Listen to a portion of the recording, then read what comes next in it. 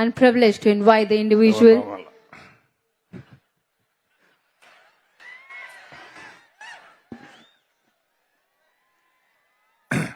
గౌరవనీయులు మిత్రులు ఉప ముఖ్యమంత్రి శ్రీ పవన్ కళ్యాణ్ గారు, హోంశాఖ మంత్రి గౌరవనీయురాలు అనిత గారు, director general of police boss గౌరవనీయులు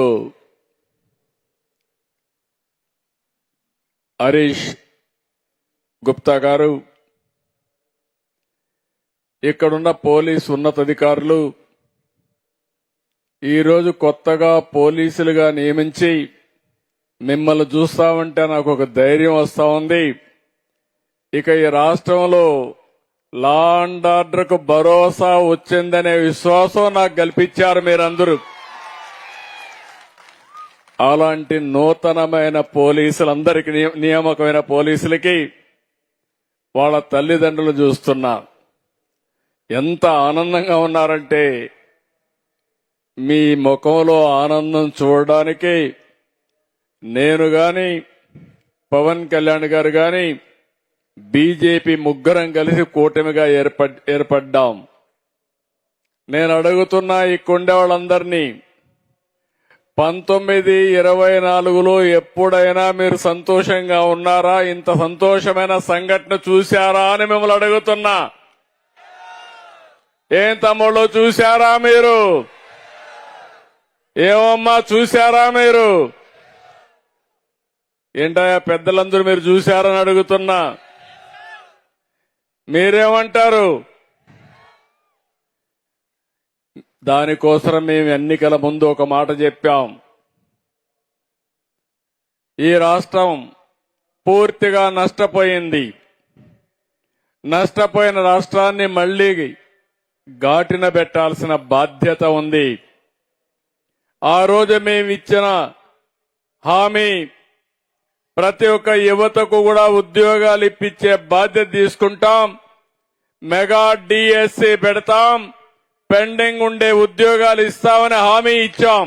ఇచ్చిన హామీని నిలబెట్టుకున్నామా లేదా తమ్ముళ్ళు అని మిమ్మల్ని అడుగుతున్నా.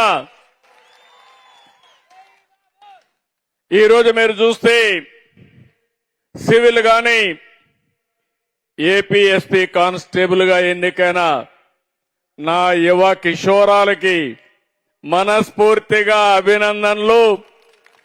నేను ఆడబిడ్డలను చూశా, ఎంత దృఢ సంకల్పం ఉందంటే, మగ పిల్లలే కాదు మేము కూడా బ్రహ్మాండంగా పనిచేస్తామని ఒక అకుంఠితమైన దిశ చూపించిన ఆడబిడ్డలకు కూడా మనస్ఫూర్తిగా నమస్కారాలు, అభినందనలు. నేను చాలా సార్లు ఎక్కడన్నా వెళ్తే పిల్లల్ని అడుగుతాను, నువ్వేమవుతావని అడుగుతాను. మెజారిటీ చెప్పేది నేను పోలీస్ అవుతానని. నేను ఎప్పటికప్పుడు అడిగేవాడిని, మీరు పోలీస్ అవుతామంటే అంటే లాఠీతో కొడదామని అడిగేవాడిని. కాదు, ప్రజల ప్రాణాలు కాపాడడానికి పోలీస్ అవుతానని పిల్లలు చెప్పారంటే అది పిల్లలకుండే పోలీసుల మీద నమ్మకం అని చెప్పి కూడా నేను మీకు తెలియజేస్తున్నా. ఈరోజు 4 ఏళ్లుగా ఏది చూశారు మీరు? నేను అడుగుతున్నా, పట్టుదలగా నుండుంటే కోర్టులో ఏదైనా స్టే ఉంటే వెకేట్ చేపించాలా లేదా అని అడుగుతున్నా. అలాంటిది 4 ఏళ్లుగా మీరు వెయిట్ చేస్తే ఈరోజు అనేక కోర్టు కేసులు వచ్చాయి. అన్ని కోర్టు కేసులు కూడా ఎక్కడికక్కడ పరిష్కారం చేశాం.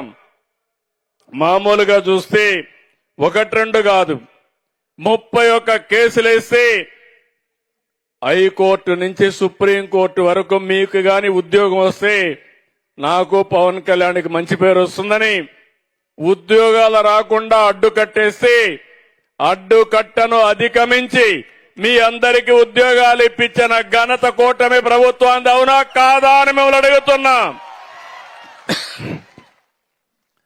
6100 మందికి రిక్రూట్మెంట్ నోటిఫికేషన్ ఇచ్చాం.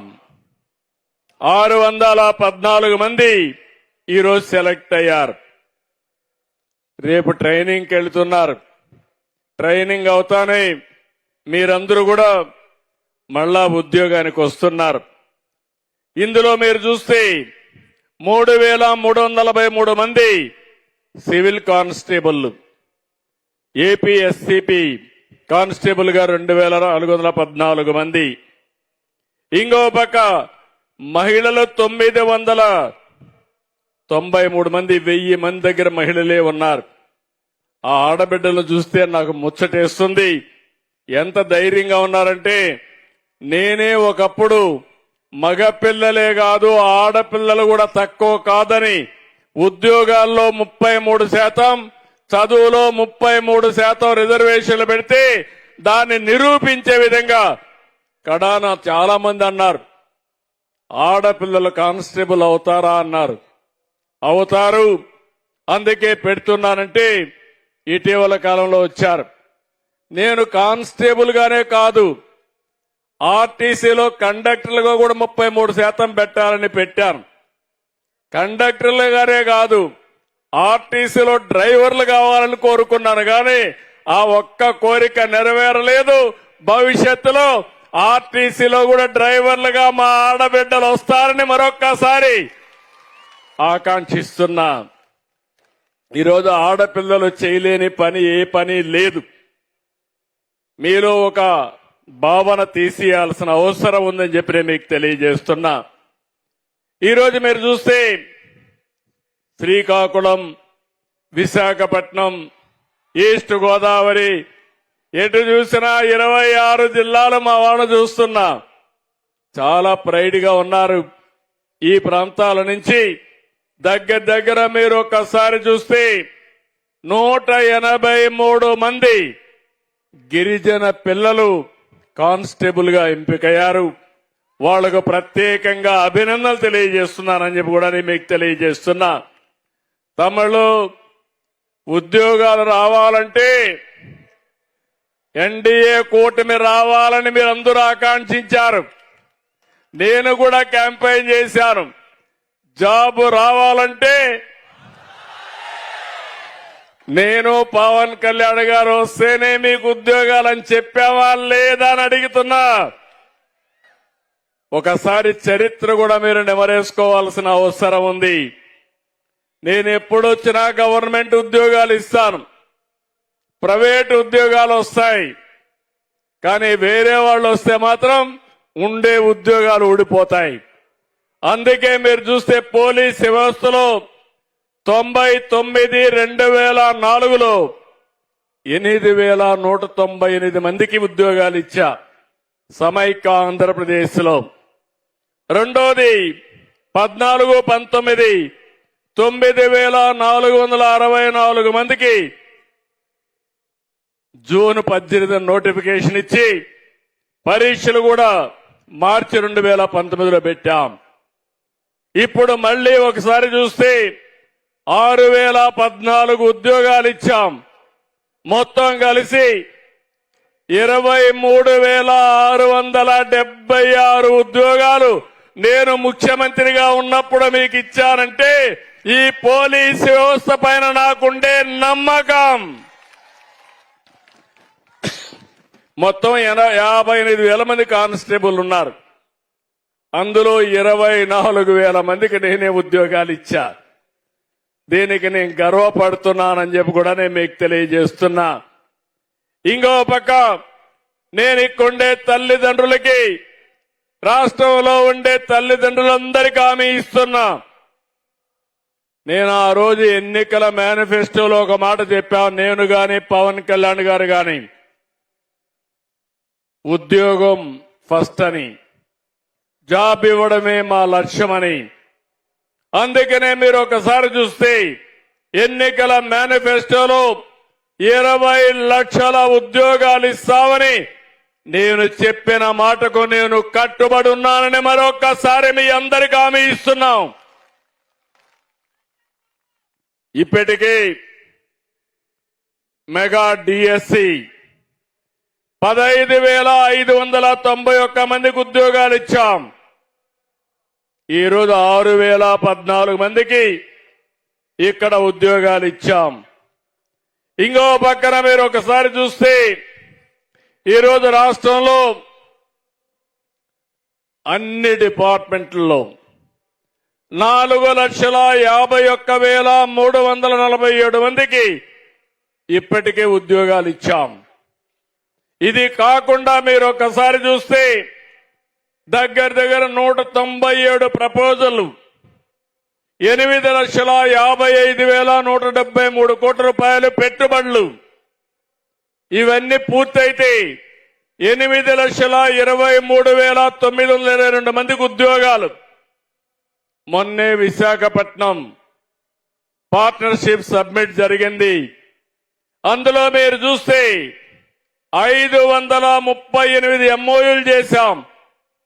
11,38,000 కోట్ల రూపాయలు పెట్టుబడులు వస్తున్నాయి.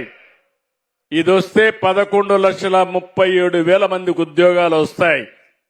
రెండు కలిపితే 735 పరిశ్రమలు 19,93,000 కోట్ల రూపాయలు ఉద్యోగాలు 22 లక్షల ఉద్యోగాలు సాధించి ప్రతి ఒక్కరికి రాష్ట్రంలో ఉండే పిల్లలకి ఉపాధి కల్పించే బాధ్యత మాది అని మరొకసారి హామీ ఇస్తున్నాం.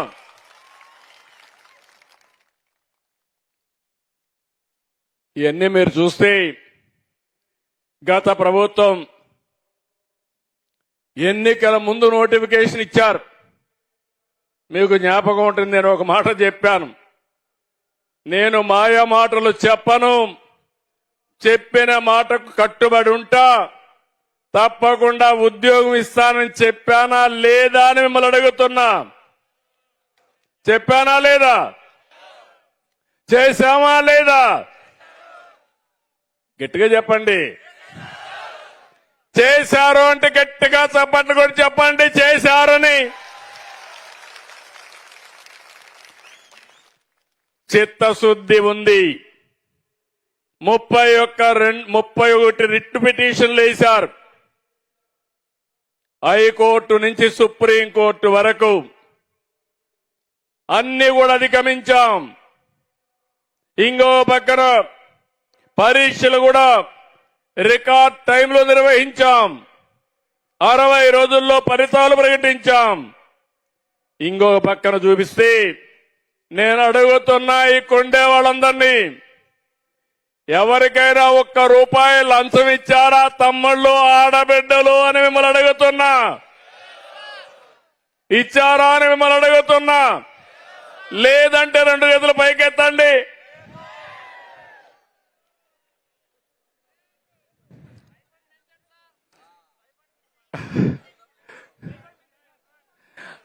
తప్పకుండా అవన్నీ ఆలోచించి మనం చేసుకుందాం. ఎక్కడ అవినీతి పొరపాట్లు జరగకుండా నియామకాల్లో టెక్నాలజీ ఉపయోగించాం.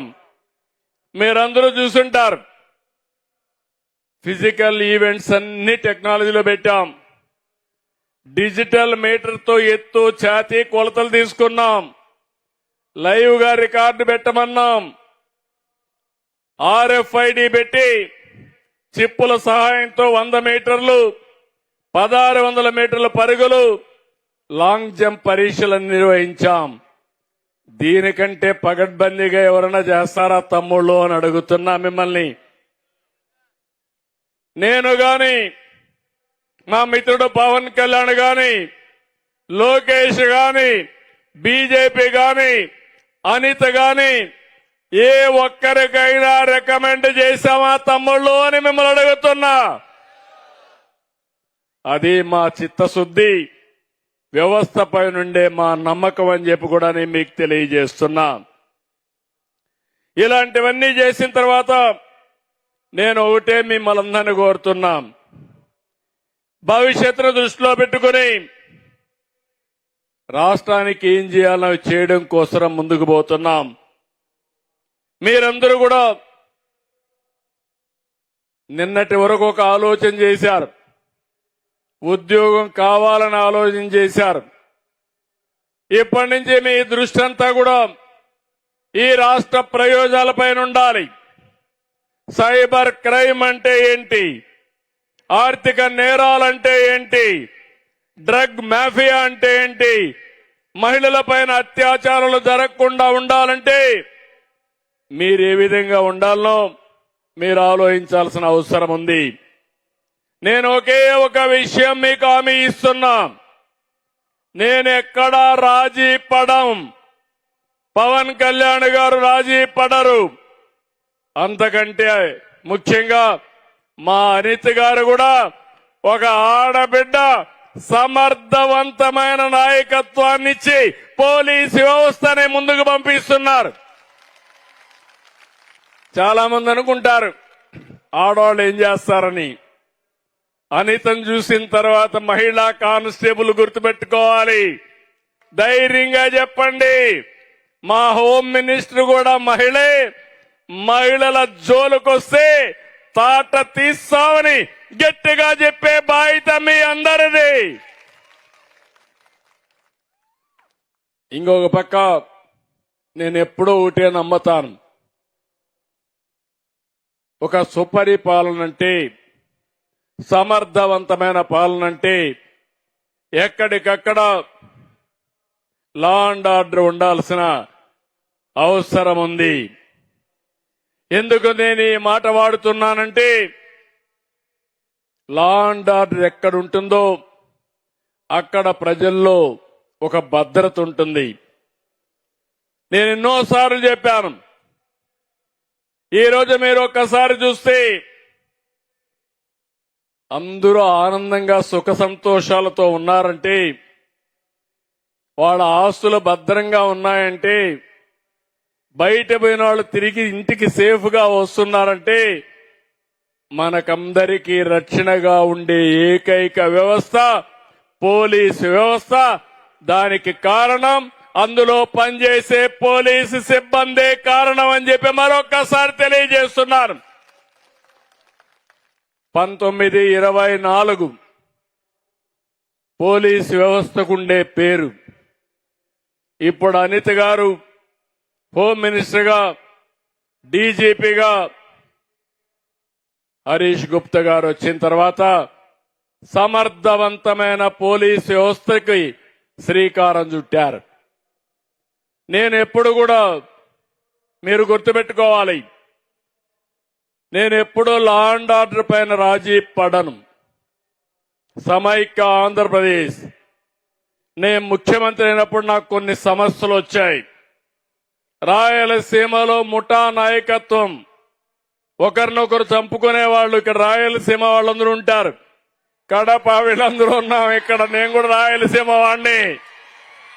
అవునా కాదా నేను అడుగుతున్నా మిమ్మల్ని. ఇప్పుడు ముఠాలు ఉన్నాయని మిమ్మల్ని అడుగుతున్నా. ఒకప్పుడు హైదరాబాద్ 6 నెలలు కర్ఫ్యూ. హైదరాబాద్ నుంచి బెంగళూరు పోవాలన్నా, విజయవాడకు రావాలన్నా ఓల్డ్ సిటీకి పోవాలి. హైకోర్టు పోవాలంటే ఓల్డ్ సిటీకి పోవాలి. అలాంటి మత విద్వేషాలు. ఇప్పుడే నేను అభినందిస్తున్నా, నాకు గబ్బర్ సింగ్ అనే ఒక డీసీపీ ఉండేవాడు. అప్పుడు పవన్ కళ్యాణ్ గారు సినిమా కూడా తీశారు ఆ గబ్బర్ సింగ్ అని పెట్టి. అంటే ఆయన క్యారెక్టర్ ని గబ్బర్ సింగ్ గా పవన్ కళ్యాణ్ గారు యాక్ట్ చేశారు. ఆయన్ని పెట్టి కమ్యూనల్ వైలెన్స్ కంట్రోల్ చేశాం. తిరిగి ఎవడైనా సరే రోడ్డు మీదకొచ్చి మత విద్వేషాలు రెచ్చగొడితే అదే చివరి రోజుని నియంత్రణ చేసిన ఘనత ఆనాటి ప్రభుత్వాన్ని అని చెప్పి కూడా నేను మీకు తెలియజేస్తున్నా. నేను ఎప్పుడు కూడా తీవ్రవాద సమస్య మీరందరూ చూశారు. నేను తీవ్రవాద సమస్యలో కూడా రాజీ పడలేదు. ప్రజలకు నష్టం కలిగించే పరిస్థితి ఎవరు చేసినా ఎప్పుడూ నేను ఉపేక్షించలేదు. దాని పర్యవసానం తిరుపతిలో వెంకటేశ్వర స్వామికి పట్టు వస్త్రాలు సమర్పించే కార్యక్రమానికి వెళ్తా ఉంటే నా మీదనే 24 క్లెయిమోర్ మైన్స్ ని బ్లాస్ట్ చేశారు. తమ్ముళ్ళు ఇక్కడ యువ కిషోరాలున్నారు. ఆ రోజు కూడా నేను భయపడలేదు. నా జీవితంలో పిరికితనం లేనే లేదని మరొక్కసారి విజ్ఞప్తి చేస్తున్నా. మీరు కూడా అలాంటి స్ఫూర్తిని తీసుకుని ఎంతో మంది పోలీసు వ్యవస్థలో ప్రజల కోసం ప్రాణత్యాగాలు చేసిన వాళ్ళు ఉన్నారు. సీనియర్ ఆఫీసర్స్ ఉన్నారు, జూనియర్ ఆఫీసర్స్ ఉన్నారు. అలాంటి సందర్భాలు చూసుకున్నప్పుడు ఏదైనా త్యాగాలు చేస్తారంటే ఆ త్యాగాలకు మారుపేరు పోలీసు వ్యవస్థ. దానికి నేను గర్వపడుతున్నానని చెప్పి కూడా నేను మీకు తెలియజేస్తున్నా. ఇప్పుడే నేను మిత్రుడు పవన్ కళ్యాణ్ గారికి ఒక చిన్న మాట చెప్పాం.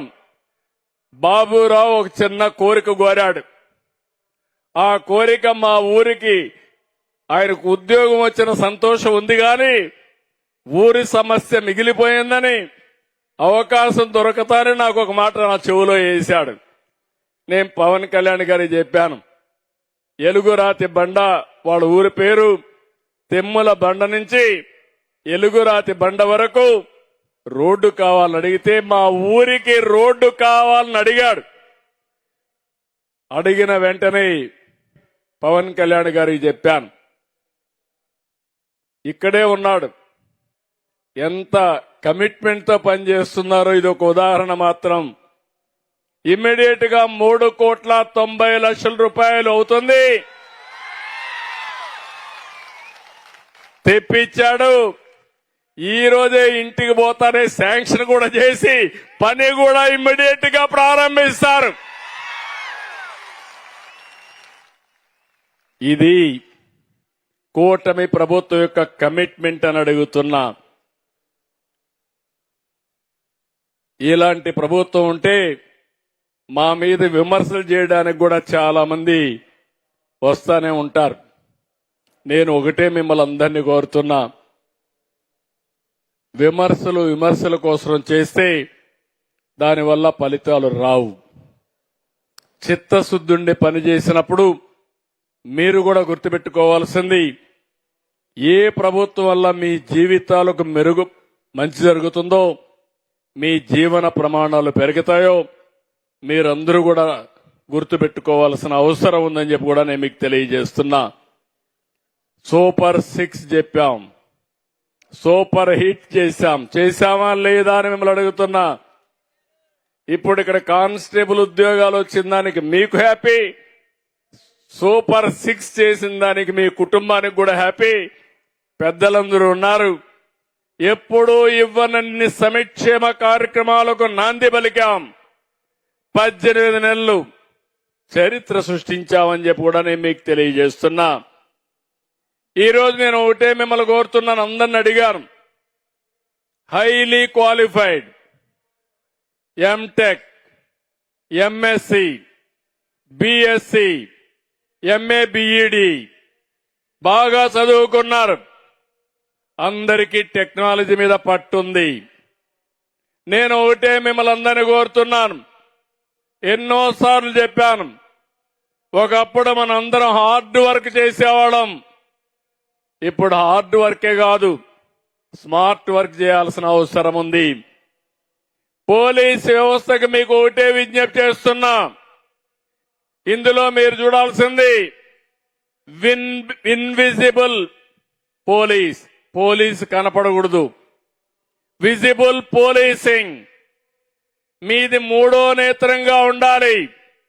ఎవడైనా తప్పు చేస్తే చొక్కా పట్టుకోవాలి, మీరు కనపడకుండానే ఆ పని చేసే శక్తి సామర్థ్యం మీకు రావాలని మనస్ఫూర్తిగా ఆకాంక్షిస్తున్నాను.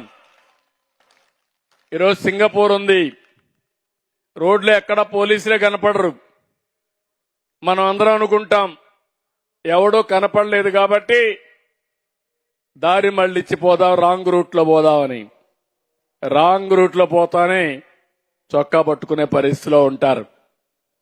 ఎయిర్పోర్ట్ లో చూస్తే ఎవ్వడు పోలీసే ఉండడు. ఎక్కడ చూసినా నిఘా కేంద్రాలు ఉంటాయి. ఎవడన్నా తప్పు చేస్తే 2 నిమిషాల్లో పట్టుకోవడమే కాదు, తప్పు చేసిన వాడు మళ్ళా కనపడడు. అలాంటివన్నీ చేసే పరిస్థితికి వస్తున్నారు. ఈ రోజు నేను మిమ్మల్ని అందరినీ ఒకటే కోరుతున్నా, టెక్నాలజీ ఉపయోగిద్దాం. PPP నేరాల నియంత్రణలో ఈ విధానం మీరు పాటించాలి. ప్రిడిక్టివ్, ముందుగానే ఊహించుకోవాలి. ఒకప్పుడు తీవ్రవాద సమస్య నాకు, ఆ తర్వాత ముఠా కక్షలు, ఆ తర్వాత కమ్యూనల్ వైలెన్స్, ఇప్పుడు రాజకీయ ముసుగులో నేరాలు చేసే రాజకీయ రౌడీలు తయారయ్యారు. అంటే నేను ఈయన మంచోడని చెప్పి వదిలిపెట్టానుకోండి రాజకీయ నాయకుల్ని. నాలాంటి వాడికి కొన్ని గుణపాఠాలు కూడా ఉన్నాయి. పోలీసు వ్యవస్థ కాబట్టి మీకు చెప్తున్నాను, పోలీసు వ్యవస్థ ఎప్పటికప్పుడు అప్రమత్తంగా ఉండాలి, జాగ్రత్తగా ఉండాలి. మీ నీడను కూడా మీరు నమ్మకుండా ఉండాలి. నేను నమ్మి మోసపోయాను. 2019 ఒక చిన్న ఉదాహరణ చెప్తాను మీకు. 2019 ఎన్నికలు వచ్చాయి. అభ్యర్థుల ఎంపికలో బిజీగా ఉన్నాను. తెల్లవారితో నిద్ర లేస్తాను, ఒక చీటీ వచ్చింది. వివేకానంద రెడ్డి గారు గుండెపోటుతో చనిపోయాడు. ఇది న్యూస్. మీరేమనుకుంటారు? అప్పుడు ఆ దినంగానే ఏమనుకుంటారు? నిజం అనుకుంటారా లేకుంటే సందేహిస్తారా?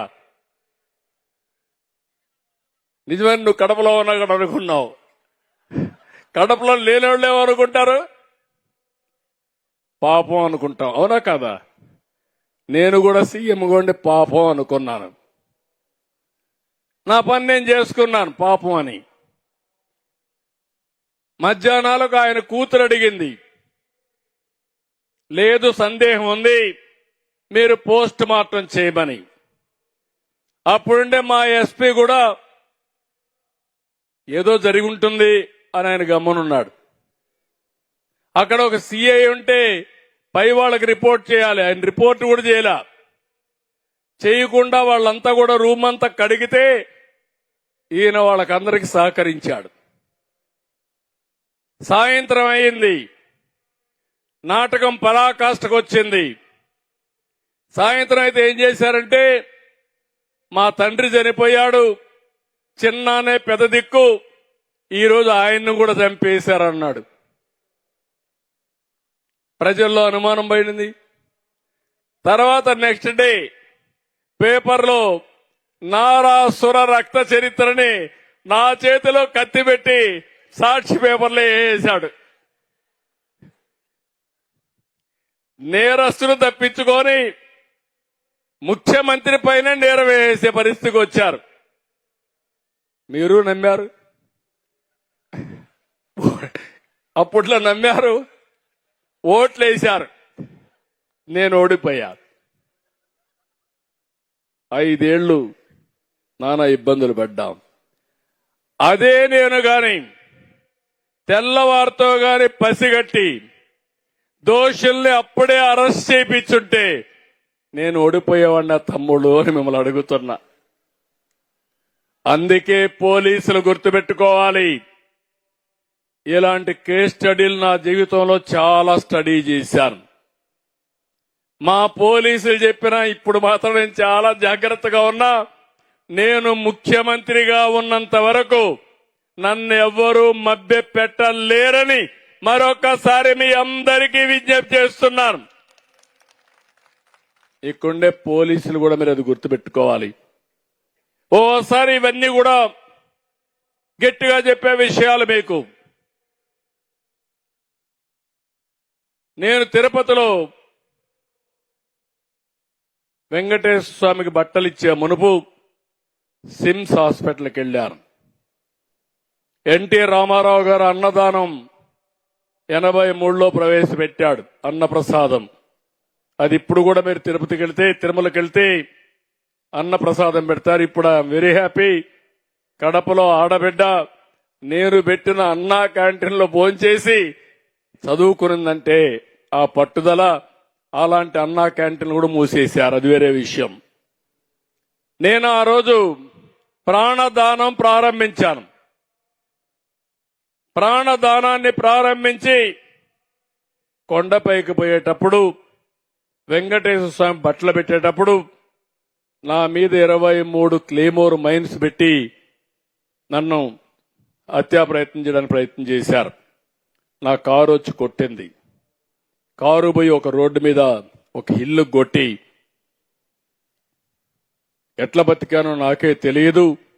సాక్షాత్తు వెంకటేశ్వర స్వామి దిగొచ్చి నువ్వు చనిపోతే నాకు అపవాదం వస్తుందనే ఉద్దేశంతో నన్ను బతికిచ్చాడేవో గాని నాకు తెలియదు.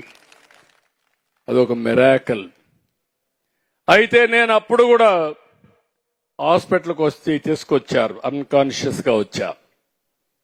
తీసుకొస్తే ఎస్పీని ఒక పక్క చూసా, ఇంకొక పక్క కలెక్టర్ని చూసా. ఏం జరిగిందన్నాం. మీ మీద క్లేమోర్ మైన్స్ బ్లాస్ట్ చేశారు సార్ అన్నారు. ఎస్పీని చూసి నీకేం చెప్పాను అని అడిగా. కాసేపు ఆలోచించి తలకొంచున్నాడు. ఎవరైనా కానీ ఇలాంటి దుర్మార్గం చేస్తే నేను మీకు చెప్పింది, విఐపిని వేరే వాళ్ళు ప్రొటెక్ట్ చేస్తారు, చేసిన వాడిని పట్టుకునే బాధ్యత మీది. చుట్టుపక్కలంతా కూడా కార్డన్ చేసి ఎవడూ తప్పించుకోకుండా ప్రొటెక్షన్ ఇచ్చే బాధ్యత మీదని చెప్పా. ఆ మాట చెప్పినప్పుడు సార్ అంటే నువ్వు అవసరం లేదు, కలెక్టర్ ఉన్నాడు చూసుకుంటాడు, నువ్వు వెళ్ళమన్నా. అంటే నేను ప్రాణాపాయం వచ్చినా నా డ్యూటీని మరవలేదంటే అది నా పట్టుదలని మరొకసారి కొండే మీ అందరికీ విజ్ఞప్తి చేస్తున్నా. నేరాలు చేసేవాళ్లు మనకంటే తెలివైన వాళ్ళు కాదు. నేరాలు చేసేవాడి కంటే మనం తెలివైన వాళ్ళమైతే సమర్థవంతంగా పనిచేస్తామనే భయం ఉంటే నేరాలే జరగవని చెప్పి కూడా నేను మీకు తెలియజేస్తున్నా. మీరు చూస్తున్నారు ఇప్పుడు ఎన్డీఏ ప్రభుత్వం ఉంది. ఇక్కడ నేరాలు తగ్గాయా లేదా అని మిమ్మల్ని అడుగుతున్నా. తగ్గాయంటే చేతులు గట్టిగా చెప్పండి. తగ్గాయంటే గట్టిగా చప్పట్లు కొట్టి నేరాలు తగ్గాయని చెప్పండి.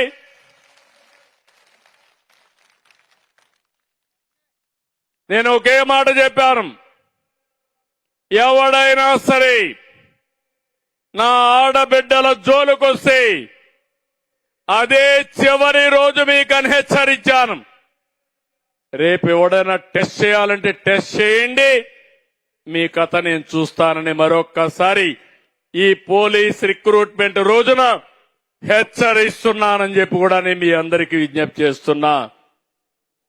ఇంకో పక్క రాష్ట్రంలో గంజాయి బ్యాచ్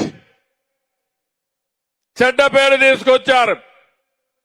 ఎక్కడికక్కడ మన పిల్లల భవిష్యత్తు ఆడుకున్నారు, చెడగొట్టారు. ఎన్నికల కంటే ముందు ఒక మాట చెప్పేవాడిని, లా అండ్ ఆర్డర్ కంట్రోల్ చేస్తాను, కానీ గంజాయికి అలవాటైన వాడిని మాత్రం నియంత్రణ చేయాలంటే టైం పడుతుంది. అలవాటు అయిపోయింది. సాయంత్రం అయితే గంజాయి తీసుకోకపోతే పిచ్చెక్కుతుంది. వీళ్ళని మార్చాలంటే చాలా టైం పడుతుందని చెప్పా. అయినా వదిలిపెట్టడంలో ఏజెన్సీ మొత్తం డ్రోన్స్ పంపించి ఎక్కడ గంజాయి ఉందో మొత్తం వెరిఫై చేసి ఉక్కు పాదంతో గంజాయి లేకుండా చేసేదానికి ప్రయత్నం చేస్తున్నాం. నేను ఒకటే హామీ ఇస్తున్నా, ఎక్కడా ఇది జరగదని చెప్పి కూడా నేను మీకు తెలియజేస్తున్నా. మూడోది రౌడీజం. చిన్న రౌడీలకి పెద్ద రౌడీలకి మా పోలీసుల ద్వారా కొత్త సైన్యం వచ్చారు కాబట్టి, మీరు ఒక ధైర్యం ఇచ్చారు కాబట్టి వాళ్ళకు కూడా హెచ్చరిక చేస్తున్నా. ఎవడైనా రౌడీజం చేస్తే ఈ రాష్ట్రంలో ఉండడానికి అర్హత లేదు. ఒకప్పుడు ఆంధ్రప్రదేశ్ లో ఎవడన్నా రౌడీలు చేస్తే చోటా మోటా రౌడీల్ని రాష్ట్రం నుంచి బయట పంపించేశారు. ఆ దెబ్బతో ఎవడూ రౌడీజం చేయడం మానేశాడు. ఇప్పుడు కూడా దానికి కట్టుబడి ఉన్నానని చెప్పి కూడా నేను మీకు తెలియజేస్తున్నా. మీలో కావాల్సింది ఎక్కడికక్కడ ఆలోచించండి. నేరాలు మారుతున్నాయి. మారిన నేరాలు అర్థం చేసుకుని మీరంతా కూడా ప్రిడిక్టివ్ గా ముందుకు పోవాలి, అంచనాలు వేసుకోవాలి. క్రియాశీలకంగా మీరు ఆలోచించుకోవాల్సిన అవసరం ఉంది. ఒక నేరం జరిగిన తర్వాత ఆలోచిస్తే నేరం జరగకుండా మీరు నివారించలేరు. నేర స్వభావం ఉండే వ్యక్తులపైన కన్నెయ్యాలి.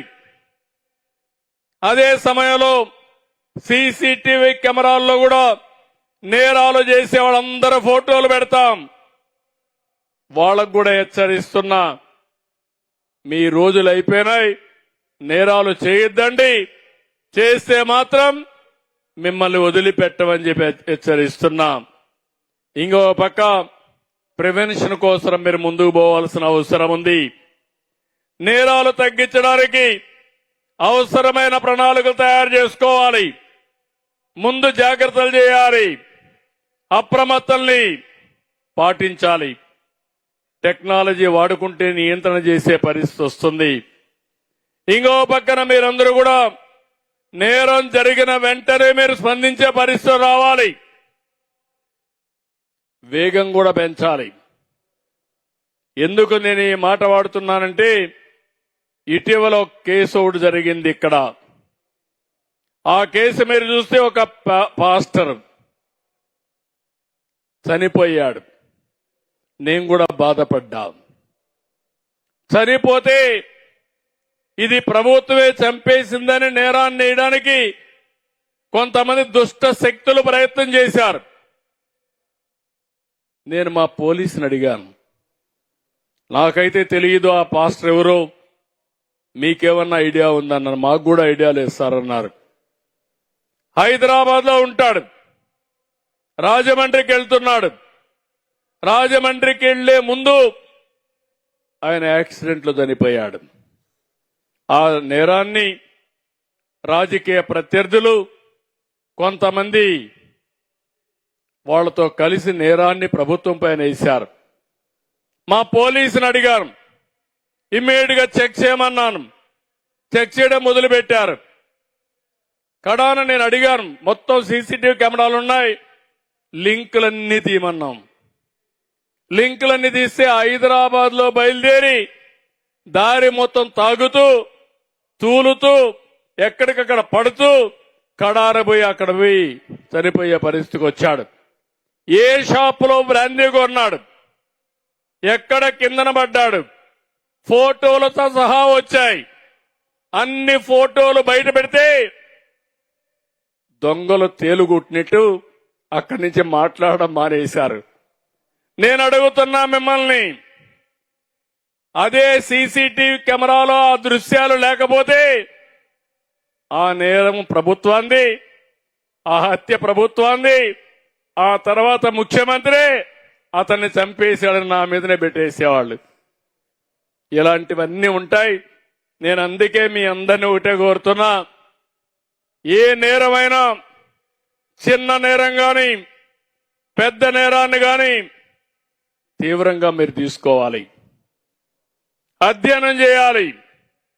అన్ని కోణాల్లో మీరు ముందుకు పోతే అప్పుడే ఇది సాధ్యమని చెప్పి కూడా నేను మీకు తెలియజేస్తున్నా. నేను అందుకనే ఈరోజు నేను చాలా సార్లు చూశాను, ఒకప్పుడు నేరస్తులు రాజకీయాల్లో ఉండేవాళ్ళు కాదు,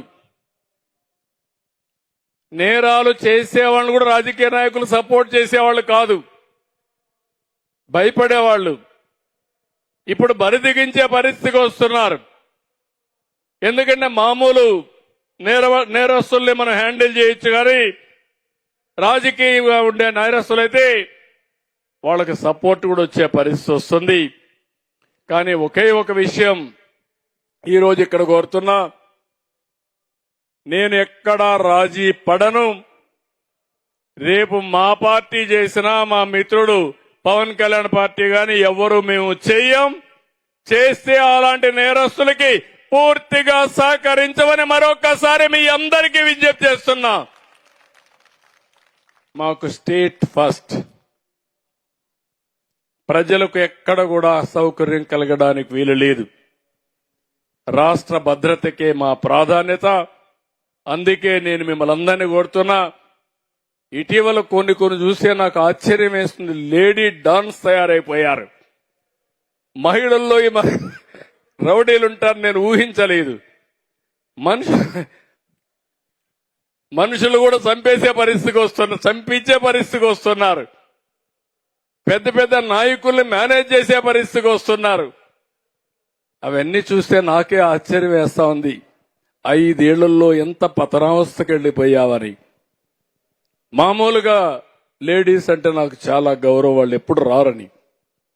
అలాంటి వాళ్ళను కూడా అడ్డం పెట్టి గంజాయి గాని ఎక్కడికక్కడ రౌడీజం చేయడం, భూ కబ్జాలు చేయడం, ఇవన్నీ చేసే పరిస్థితికి వచ్చారు. అందుకే ఈరోజు పోలీసులకు పూర్తి స్వేచ్ఛ ఇచ్చాం. మళ్లీ చెప్తున్నా, సమర్థులకి పెద్ద పేటేస్తాం. ఈ రోజు ఇక్కడికి వచ్చిన యువతను చూసా, ఆడబిడ్డలను చూసా, ఒక నమ్మకం వచ్చింది. నేను ఒకటే మిమ్మల్ని అందరినీ కోరుతున్నా, ఈ రాష్ట్రాన్ని వెల్తీ, హెల్తీ, హ్యాపీ సమాజాన్ని తయారు చేయాలని నేను ముందుకు పోతున్నా. దానికి కావాల్సింది లా అండ్ ఆర్డర్, శాంతి భద్రత. ఇక్కడ రాజీ లేదు. ఏ సంఘటన జరగకుండా చూసుకోవడం ఒక బాధ్యతగా తీసుకుంటాం. అలాంటి పవిత్రమైన కార్యక్రమాన్ని నేను తీసుకున్నప్పుడు మా యువ కిషోరాలు, యువ పోలీస్ పూర్తిగా సహకరించండి. మీ గౌరవాన్ని పెంచే బాధ్యత నాది. ప్రజలకు రక్షణ ఇచ్చే బాధ్యత మీదని మరొక్కసారి మీ అందరికీ విజ్ఞప్తి చేస్తున్నాను. చేస్తారా అని మిమ్మల్ని అడుగుతున్నా. నమ్మకమా అని మిమ్మల్ని అడుగుతున్నా. నమ్మకం అంటే 6,000 చేతులు పైకెత్తండి.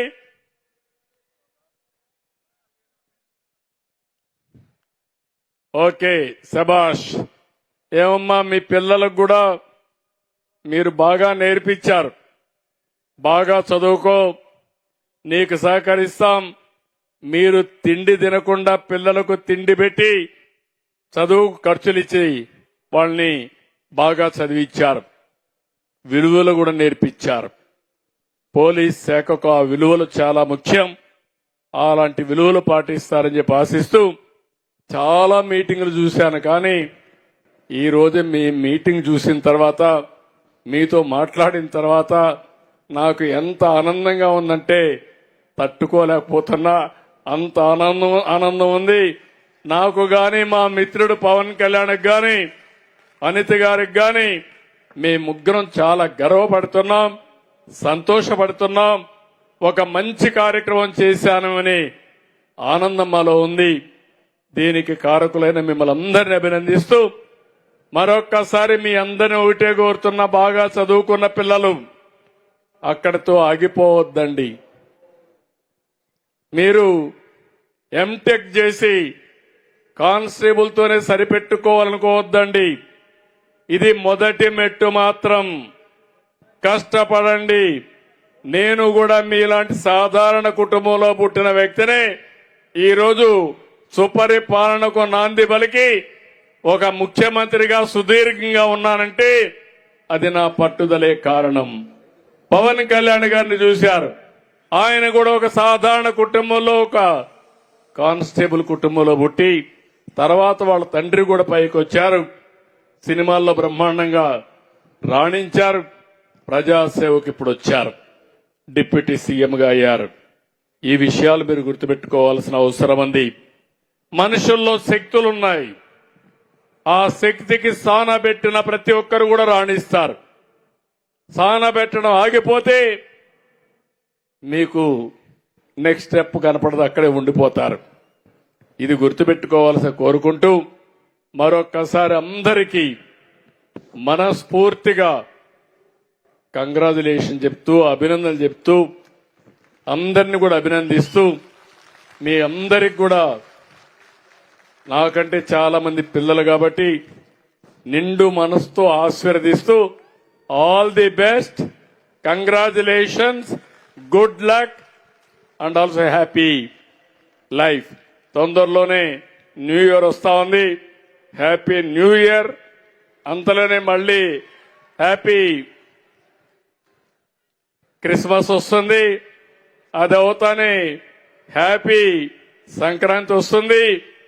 ఈ రెండే కాకుండా నిజమైన పండుగ ఈరోజు మీ అందరికీ ఉద్యోగాలు రావడం, అలాంటి పండగ రోజు మీ అందరితో గడపడం నా అదృష్టంగా భావిస్తూ అందరికీ నమస్కారాలు. జై హింద్, జై హింద్, జై భారత్, జై తెలుగు తల్లి. నేను ఎప్పుడు మూడు మాట్లాడుతూ ఉంటాను. జై హింద్, జై భారత్, దేశం ఉండాలి. జై తెలుగు తల్లి, తెలుగు గడ్డ. ఈ గడ్డ ముందే పుట్టిన మీరందరూ బ్రహ్మాండమైన సిటిజన్స్ గా తయారు కావాలి. అందుకే స్వర్ణాంధ్రప్రదేశ్ విజన్ తయారు చేశాం. 2047కి ఒక స్వర్ణాంధ్రప్రదేశ్ దిశగా ఈ రాష్ట్రాన్ని ముందుకు తీసుకుపోయే బాధ్యత తీసుకుంటాం. 4 సార్లు ముఖ్యమంత్రి అయ్యాను గాని ఈసారి ఎంత ఫాస్ట్ గా చేస్తుందని మీరే చూస్తుంటారు. చేస్తున్నామా చేస్తున్నామంటే చేతులు పైకెత్తండి.